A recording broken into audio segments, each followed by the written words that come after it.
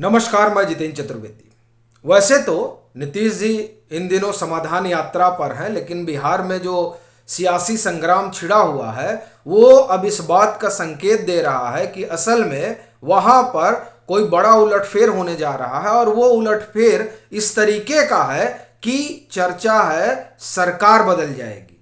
तो सरकार बदल जाएगी तो आएगी किसकी, या मुख्यमंत्री बदल जाएंगे तो बनेंगे किसके, ये तमाम सवाल खड़े हो जाते हैं जब ये बात आती है कि साहब बड़ा उलटफेर होने जा रहा है। सवाल ये पैदा होता है कि दरअसल ये जो बात चल रही उलटफेर की, इसकी कुछ वजह होगी, कुछ संकेत होंगे जो नजर आ रहे होंगे और जिसके कारण इस तरह की चर्चा चल पड़ी है। वैसे तो अगर आप देखें तो जब ये समाधान यात्रा निकली तभी ये बात हो चली थी कि क्या नीतीश जी मंथन करने निकले हैं। और ये इस बात को बल इस वजह से भी मिला था चूंकि अगर आप पीछे के दो चार निर्णय देखिए नीतीश कुमार के, तो वो एक संकेत तो देने ही लगे थे। जैसे डीजीपी उन्होंने जिसे बनाया, उनकी अपनी ये छवि है और वो बड़ी ठसक वाली छवि है, खास तौर से उस दौर में जब लालू प्रसाद यादव मुख्यमंत्री हुआ करते थे। उस दरमियान भी उनके कामकाज की बड़ी चर्चा रहा करती थी। अब उन्हें डीजीपी बनाया गया तो इसको एक संकेत के रूप में देखा गया कि आखिर में नीतीश जी क्या कुछ और भी सोच रहे हैं। फिर जब जदयू का अधिवेशन होता है और उस अधिवेशन में वो ये बताने लगते हैं कि दरअसल हमने किसके कहने पर एनडीए से अलग होना तय किया, तब भी ये चर्चा हुई कि जब नीतीश जी इस तरह की बात बताने लगते हैं कि हमने फला काम किसके कहने पर किया, तो फिर जो है चीजें थोड़ा अलग ढर्रे पर जाती हैं। ये जो संकेत चल रहे थे, इस संकेत से ही सवाल उठने लगे थे और फिर समाधान यात्रा ने उसे और बल दिया। मगर इन सबके बाद अब जिस तरह से चीजें आकार ले रही हैं पटना में, वो दरअसल बहुत कुछ बयान कर रही है। पहली बात अगर आप देखिए जो हुई हाल फिलहाल की, अगर हम घटना की बात करें तो कल यानी 16 जनवरी को कैबिनेट की बैठक होती है। कहा जा रहा है कि उसमें डिप्टी सीएम को नहीं बुलाया गया। और अगर वहाँ जो लोग पटना में हैं और बिहार की राजनीति को देख समझ रहे हैं उनकी माने तो ये बड़ी घटना है। वह इस लिहाज से, चूंकि ये जब से नई व्यवस्था, ये नई व्यवस्था का अपना तात्पर्य है, ये जो नया गठबंधन आया है, इस गठबंधन में जब भी इस तरह की मीटिंग वगैरह होती है तो कैबिनेट की मीटिंग हो रही हो तो डिप्टी सीएम को बुलाया ही जाता, लेकिन डिप्टी सीएम बुलाए नहीं गए। तो सवाल ये उठता है कि क्या उनका ना बुलाया जाना कोई अलग तरह का राजनीतिक संकेत है क्या? ये अपने आप में एक प्रश्न तो है ही है, पर इस प्रश्न को और बल तब मिल जाता है जब जदयू के नेता नीरज कुमार एक ट्वीट करते हैं। और वो दरअसल ट्वीट सीधे तौर पर राजद की सरकार पर जो लंबे कालखंड तक रही 2005 तक, उस पर एक तरह से कटाक्ष। वैसे आप देखिए कि नीतीश जी भी करते रहते हैं और याद दिलाते रहते हैं कि 2005 के पहले क्या था, भूल गए। अब इसी क्रम में ये जो नीरज कुमार का ट्वीट है ये बड़ा मायने रखता है। ये जो ट्वीट है, इस ट्वीट को अब जब आप देखेंगे तो फिर एक सवाल उठता है। इस ट्वीट में वो लिखते हैं बढ़ता बिहार नीतीश कुमार, और ये दरअसल ट्वीट जो है वो राजद के जो नेता हैं और बिहार सरकार के शिक्षा मंत्री हैं, उनकी प्रतिक्रिया में ये ट्वीट आया। एक तरह से कहिए कि ट्वीट की लड़ाई जो है। इसमें लिखते हैं ट्विटर की नहीं काम की सरकार, शिक्षित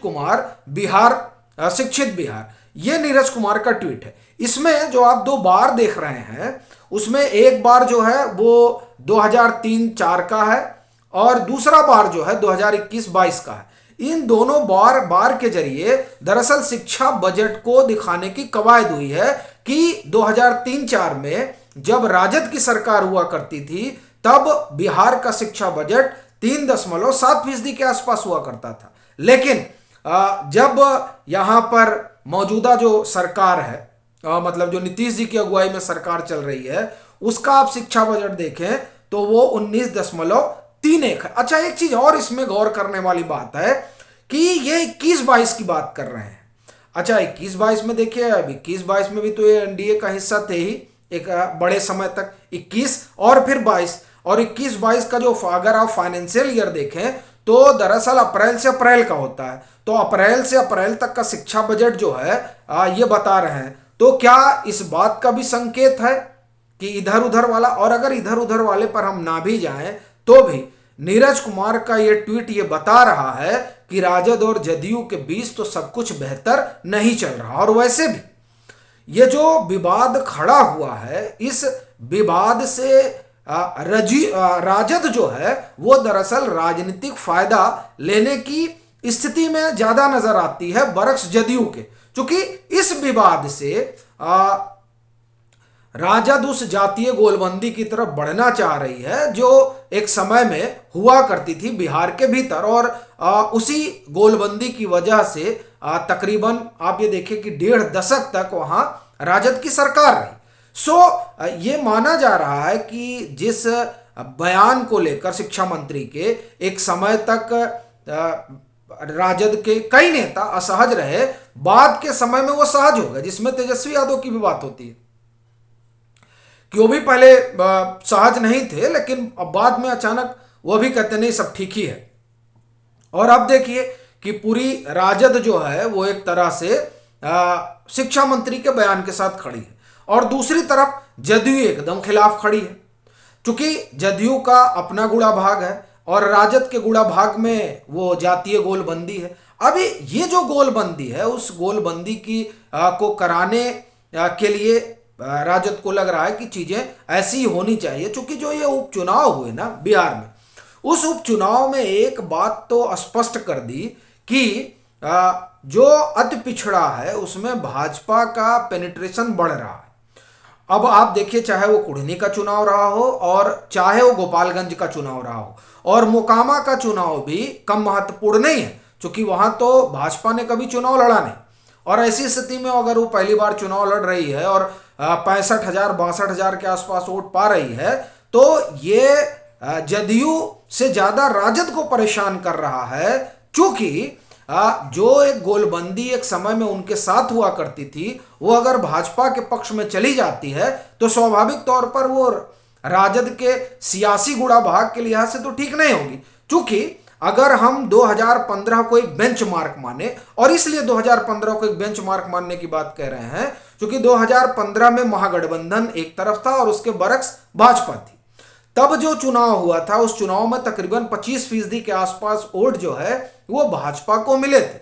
अब वो जो 25% वोट है उसमें अगर हम 2022 की बात करें, मतलब इन 7 सालों में भाजपा ने उसमें ऐड ऑन किया है, और उस ऐड ऑन का संकेत ये जो उपचुनाव बिहार में हुए वो दे रहे हैं। तो ये बात जो है वो राजद को परेशान कर रही है। दूसरा, अब आप जदयू को देखिए तो जदयू को यह बात परेशान कर रही है कि साहब ये जिस तरीके से बोल रहे हैं उसकी वजह से जदयू के भीतर घमासान की स्थिति पैदा हो जाएगी। और हो क्या जाएगी, हो गई है। हम अगर उपेंद्र कुशवाहा को एक तरफ रख दें, जबकि वो लगातार इस बात को कह रहे हैं कि जदयू कमजोर हो रही है, और उनके कहने का जो कारण है उसमें एक बड़ी वजह यह भी है कि जो नीतीश जी ने कहा कि 2025 का चुनाव जो है वो तेजस्वी यादव की अगुवाई में लड़ा जाएगा। अब ये कहना, ये उपेंद्र कुशवाहा का मानना है कि दरअसल इससे वो जो गैर यादव पॉलिटिक्स शुरू की थी नीतीश कुमार ने वो कमजोर होगी और उनका जो अपना आधार है वो खिसक जाएगा। अगर हम उसको अलग कर दें तो भी जदयू का वो तबका जो राजद के खिलाफ लड़कर खड़ा हुआ वो दरअसल इस बयान से खुद को असहज महसूस कर रहा है, और उसको इस बात का अंदाजा है कि उसको बड़ा नुकसान होगा। एक दूसरा, अब एक मौका भी है अगर हम जदयू के लिहाज से देखें उन लोगों के जो राजद के साथ जाने के पक्ष में तो नहीं थे, लेकिन फिर भी जब नीतीश जी ने निर्णय लिया तो वो उनके साथ चले गए। तो अब वो लोग हमलावर भी हैं कि किसी तरीके से जो है इनसे पिंड छूटे, नहीं तो 2024 में जो कभी राजद के खिलाफ लड़ते थे अब क्या वो राजद के साथ भाजपा के खिलाफ लड़ेंगे, ये उनके विधायकों के सामने भी समस्या है और जो है सांसदों के सामने भी समस्या है। तो इस कारण भी जो है तलखी बहुत बढ़ गई है। अब ये जो तलखी बढ़ी है उसने राजद के भीतर घमासान पैदा किया है। अब जदयू के भीतर, माफ करिएगा, जदयू के भीतर घमासान पैदा कर दिया है। अब समस्या जदयू के सामने बड़ी बढ़ गई है कि वहां हो क्या। और इधर ये भी कहा जा रहा है कि राजद और वो पूरा महागठबंधन इस गुड़ा भाग में लगा हुआ है कि कैसे 4-5 विधायक जो है इधर से उधर किए जाएं। तो ये जो तमाम चीजें हैं ये इस ओर इशारा कर रही हैं कि वहां पर कुछ उलटफेर तो होने जा रहा है। और भाजपा के एक नेता तो दावा ही कर रहे हैं कि महाराष्ट्र दोहराया जाएगा। तो अब महाराष्ट्र दोहराया जाएगा या नहीं दोहराया जाएगा एक अलग मसला है, लेकिन एक बड़ा सवाल यह है, जब जदयू ये कह रही है कि राजद भाजपा की लाइन पर चल पड़ी है, खासतौर से इस तरह के बयान देकर, तो क्या जदयू एक ग्राउंड बना रही है अलग होने का? एक और दूसरा, अब जो वो अलग होने का ग्राउंड अगर बना रही है तो सवाल यह है कि जाएगी किधर, और जिधर जाएगी तो उधर क्या उनकी सेवा शर्तों पर जदयू को नहीं चलना होगा? और क्या इसीलिए ये चर्चा हो रही है कि सीएम बदला जाएगा?